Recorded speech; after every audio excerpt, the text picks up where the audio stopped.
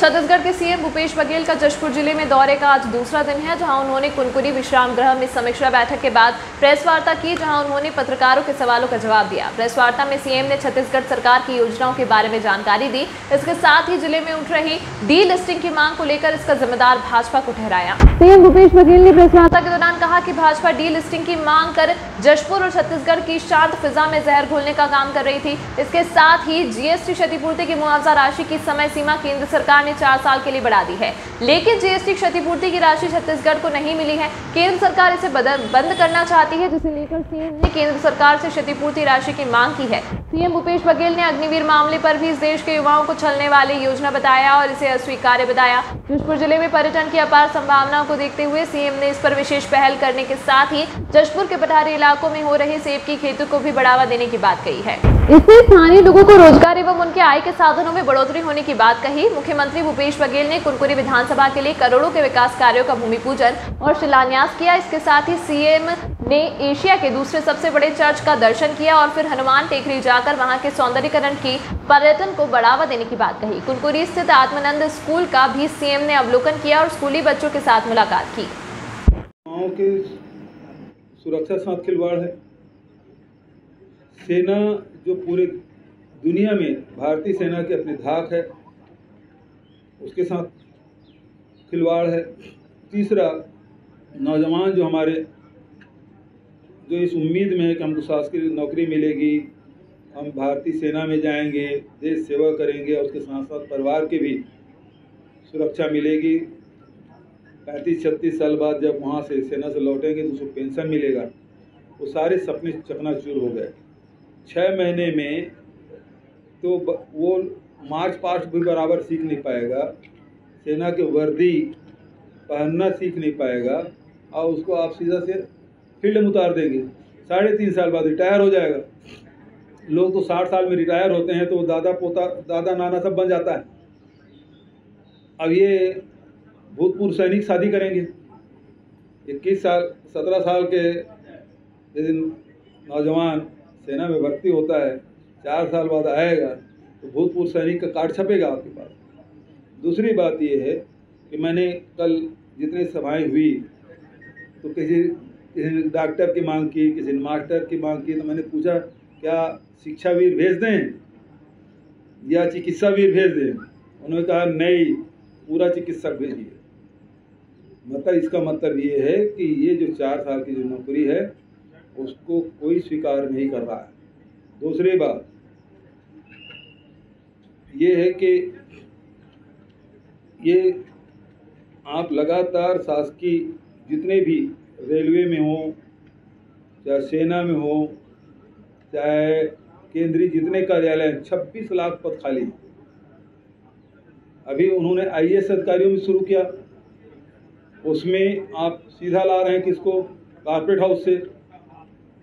कोई आरक्षण का पालन नहीं हो रहा है, सीधा उसको भर रहे हैं। अभी खट्टर जी बयान दे कि हम जो अग्निवीर आएंगे सबको हम शासकीय सेवक में रखेंगे। और सबसे पहली सवाल यह है कि भूतपूर्व सैनिकों को आज तक कितना रखें। 2% से अधिक अभी तक के भूतपूर्व सैनिकों को नौकरी नहीं मिली। तब ये 100% रखने की बात कर रहे हैं। 100% रखेंगे मतलब इसका मतलब आरक्षण का पालन आप नहीं करेंगे, क्योंकि सेना में आरक्षण नहीं है। लेकिन राज्यों के या केंद्र के और दूसरे विभागों में आरक्षण है। तो आप यदि ऐसा कर रहे हैं मतलब आरक्षण खत्म कर रहे हैं, तो आरक्षण लगातार खत्म किया जा रहा है। चाहे वो आईएएस की भर्ती करें तब, चाहे जितने भी सार्वजनिक उपक्रम हैं, रेलवे है, एयरपोर्ट है और तुम्हारे बंदरगाह है, सबको निजी हाथ में भेज रहे हैं, दे रहे हैं। तो उसका मतलब ये है कि शासकीय नौकरी खत्म होते जा रहा है। और खत्म होते जा रहा है इसका मतलब ये है कि एसटी, एससी, ओबीसी जो आरक्षण मिलता था वो समाप्त होते जा रहा है। तो आरक्षण को लगातार ये खत्म कर रहा है। और अग्निवीर तो बिल्कुल स्वीकार्य नहीं है। 4 साल बाद उस जवान की जिंदगी क्या होगा और सीमाओं का क्या होगा। कुछ लोग दूसरे देश के उदाहरण देते हैं, रूस के उदाहरण देते हैं, इजराइल के उदाहरण देते हैं। इजराइल में जनसंख्या कितनी है? 80 लाख की जनसंख्या है। छत्तीसगढ़ से भी कम की जनसंख्या है उस देश की। तो सीमा की सुरक्षा करना तो हर आदमी को ट्रेनिंग लेनी पड़ती है। यहाँ तो 135 करोड़ की जनसंख्या है, पूरे ज़िंदगी भर सेना में जाना चाहते हैं, वहाँ क्यों मौका नहीं मिलना चाहिए? यहाँ जनसंख्या कम है, वो अपने देश के भौगोलिक सामाजिक परिस्थिति देख के निर्णय वहाँ सरकारें ली है।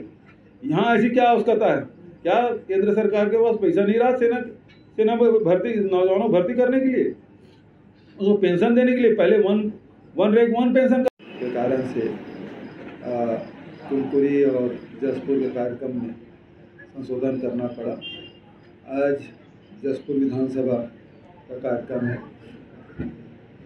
आप सबको पता है कि जिस विधानसभा में जाता हूँ 2003 भेंट मुलाकात कार्यक्रम, फिर सामाजिक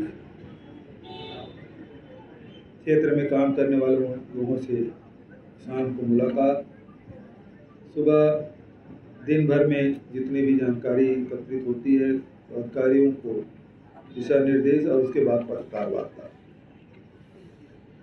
तो लगातार जो फीडबैक ले रहे हैं, मुझे इस बात की खुशी है कि जितने भी योजनाएं हम लोगों ने बनाए हैं वो अब धरातल में दिखाई पड़ रहा है। इस यात्रा से प्रशासनिक कसावट भी आया है। मुझे खुशी है कि किसानों में आत्मविश्वास बढ़ा है। लगातार राजीव गांधी किसान न्याय योजना का लाभ लोग उठा रहे हैं और कृषि के प्रति लोगों का रुझान बढ़ा है।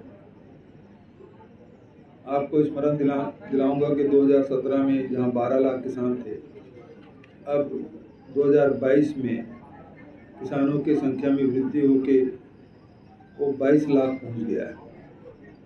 कृषि रकबा जो सोसाइटियों में रजिस्टर्ड है, पहले 22 लाख हेक्टेयर था, अब 30 लाख हेक्टेयर है। किसानों की संख्या में 1.5 गुना वृद्धि और कृषि के रकबा में भी 1/4 से भी अधिक की वृद्धि हुई है।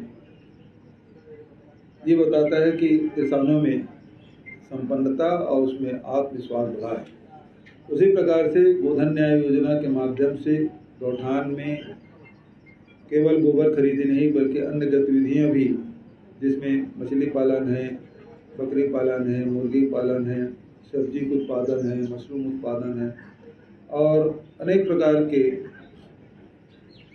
निर्माण कार्य स्व सहायता समूहों के द्वारा किया जा रहा है। साथ ही दाल मिल भी लगा रहे हैं, हलर भी लग रहा है, तेल मिल भी लग रहा है।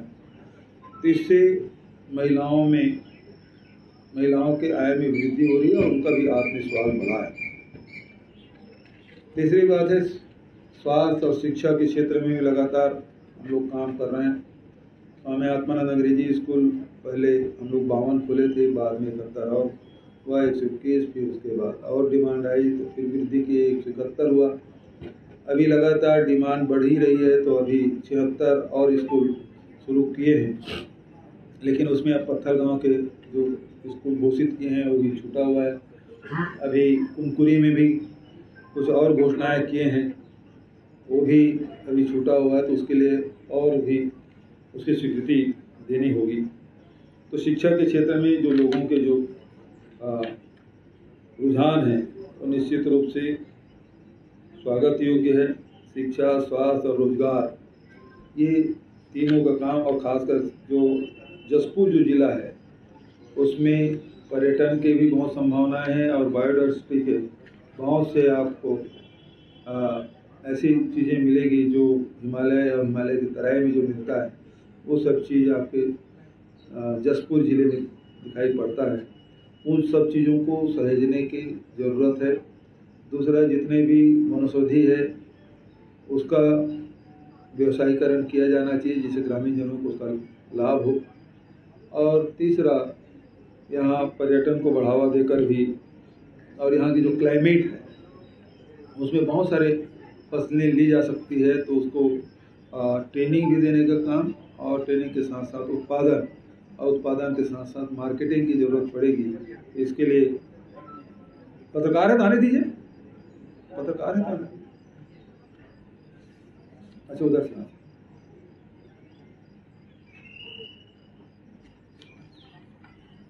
बिजली की भी जो समस्या थी, इसलिए मैंने सब स्टेशन 33/11 के सब स्टेशन खोलने की भी मैंने घोषणा की है। कुछ तहसील की भी लिंक कोड की भी मांग थी, बार की भी, और हॉस्पिटल व स्वास्थ्य केंद्र वगैरह और सामाजिक भवनों की जो डिमांड थी उसकी मैंने घोषणा की, आप सबको जानकारी है। उसके साथ साथ हमारे संस्कृति को बचाने के लिए भी बहुत जरूरी है कि आदि संस्कृति हमारे आदिवासी भाइयों के जो जीवन शैली है, देवगुड़ी हर गांव में देखने को मिलता है, तो उसके संरक्षण के लिए, उसके जीर्णोद्धार के लिए हर ब्लॉक में मैंने घोषणा की है। वो आंकड़े भी आप सबके पास होगा, और ताकि हमारी जो जनजाति के जो जीवन शैली है वो हमारी जो प्राचीन शैली है वो बरकरार रहे और आने वाली पीढ़ी के लिए भी वो सुरक्षित रहे। और वन अधिकार पट्टा भी हम लोगों ने दिया है, तो लगातार मिलेट मिशन में भी लोगों का आय वृद्धि करने की हमने कोशिश की है। साथ ही सड़कों की भी स्वीकृति पिछले समय हम लोगों ने जो दिया था, उसमें जसपुर में 64 कार्य, कुनकुरी में 67 कार्य, और इसमें 189 करोड़ 22 लाख के, पत्थलगांव 75 कार्य 112 करोड़ के, कुल 206 कार्य हमने स्वीकृत किए, जिसमें 417 करोड़ के, और भवन कार्य जो 18 है उसमें 20 करोड़ की राशि, और कुनकुरी, तपकरा, लवाकेरा और लैलुंगा, कोदबा, लवाकेरा मार्ग इसको उन्नयन, और लुडेक, तपकरा, लवाकेरा मार्ग के उन्नयन, इनके भी काम संचालित हो रहे हैं। तो कोशिश हमारी यही है कि आवागमन की सुविधा हो, लोगों के जीवन में परिवर्तन आए, ये हमारी कोशिश। अभी एक और जो कल घोषणा हुई कि हम लोग लगातार ये मांग कर रहे हैं कि छत्तीसगढ़ में चूँकि उत्पादक राज्य है, और उत्पादक राज्य होने के कारण से जो GST कंपनसेशन 5 साल के किया गया था, ये जून में, इसी जून में वो कंपनसेशन देना भारत सरकार बंद कर देगी। इसके लिए मैंने प्रधानमंत्री भी कई पत्र लिखा, वित्त मंत्री की बैठक में भी बात कही, गृह मंत्री की बैठक में बात की, पार्टी फोरम में भी मैंने उठाया था, सोनिया जी, राहुल जी को भी मैंने इस बात की थी, और जो उत्पादक राज्य हैं 15-16 राज्य के मुख्यमंत्री को भी मैंने पत्राचार किया। उसमें एक अभी ये है कि उसके लिए GST कंपनसेशन के लिए जो शेष लगा रहे थे उसको 2026 तक के लिए बढ़ा दिया गया है, लेकिन अब एक कदम और उसमें बचा है कि वो जो शेष की राशि भारत सरकार वसूल करेगी, उसके लिए राज्यों को उसी प्रकार से कंपनसेशन देगी जो पिछले 5 साल से देती आ रही है। इसका निर्देश या निर्णय नहीं हुआ है। यदि ये निर्णय हो जाता है तो निश्चित रूप से छत्तीसगढ़ में लगभग हर साल हमको 5,000 करोड़ का नुकसान होगा, उसकी भरपाई हो सकती है। फिर से मैं भारत सरकार से आग्रह करूंगा कि वो जो आपने GST का शेष तो 5 साल के लिए बढ़ा दिया, 2022 से 2026 4 साल के लिए बढ़ा दिया, लेकिन राज्यों को उसकी पूर्ति की जाएगी, ये आदेश नहीं निकला है। तो ये आदेश के हम अपेक्षा भारत सरकार से करते हैं। आपकी तरफ से कोई सवाल है? सर, एक बहुत बड़ी मांग अभी उठ रही है डीलिस्टिंग जी, जो जशपुर से उठी है फिलहाल जी अभी के सत्र में, और ये पूरे देश में एक अलग ही रंग पैदा कर रही है। और जो आदिवासी वर्ग हैं, जो क्रिश्चियन कम्युनिटी, हिंदू कम्युनिटी, इनके बीच में कहीं न कहीं आदिवासियों के बीच विरोध पैदा हो रहा है। जी, क्या मानते हैं आप? इसको मांग कौन कर रहा है ये भी बता दें थोड़ा सा। ये किसके द्वारा हो रहा है, इसके पीछे संगठन कौन है? ये मांग सबसे पहले सर कार्तिक उरांव थे जो सांसद थे कांग्रेस के, और उसके बाद उनकी मांग को ये जनजातीय सुरक्षा मंच अभी स्वर्गीय कार्तिक उरांव जी, वो तो पुरानी बात होगी। हाँ, अभी कौन कर रहा है? जनजातीय सुरक्षा मंच। ये किससे जुड़ा हुआ है? ये बीजेपी के अनुसार, बीजेपी से जुड़ा हुआ है। बीजेपी केंद्र, देखिए ये धारा 143 के तहत यदि डीलिस्टिंग करना है तो उसके लिए संविधान में संशोधन करना पड़ेगा, और संविधान संशोधन भारत सरकार के द्वारा ही हो सकता है।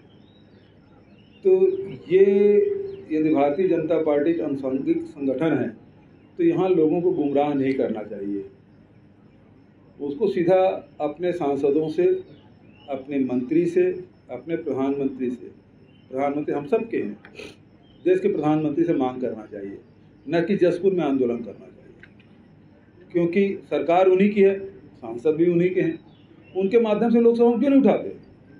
और यदि भारतीय जनता पार्टी इस चीज़ को स्वीकार करती है तो फिर उन राज्यों में, खासकर नॉर्थ ईस्ट में, जहां बड़े संख्या में आदिवासी कन्वर्टेड हुए क्रिश्चियन में और उसके सरकारें भी हैं, तो वहाँ वो लागू क्यों नहीं कर देते? लेकिन मैं जो कह रहा हूँ एक राजनीतिक भाषा हो सकती है, लेकिन यदि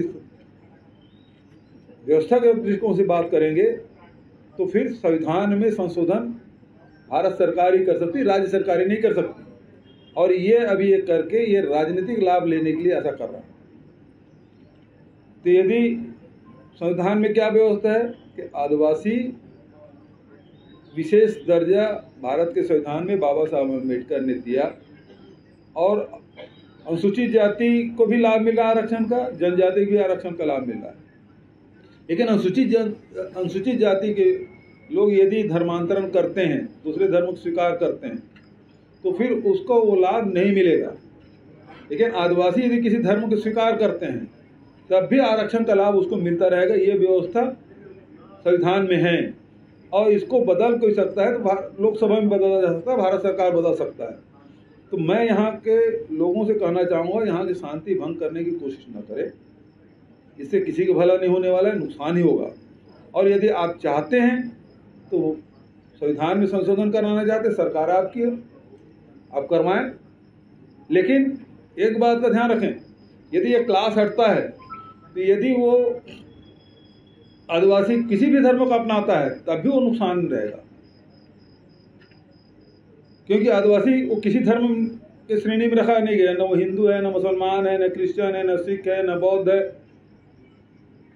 न वो पारसी है, वो किसी धर्म में नहीं आता, इसलिए उसको स्पेशल स्टेटस दिया गया और वो फिर किसी धर्म का अपनाए तब भी आरक्षण मिलेगा।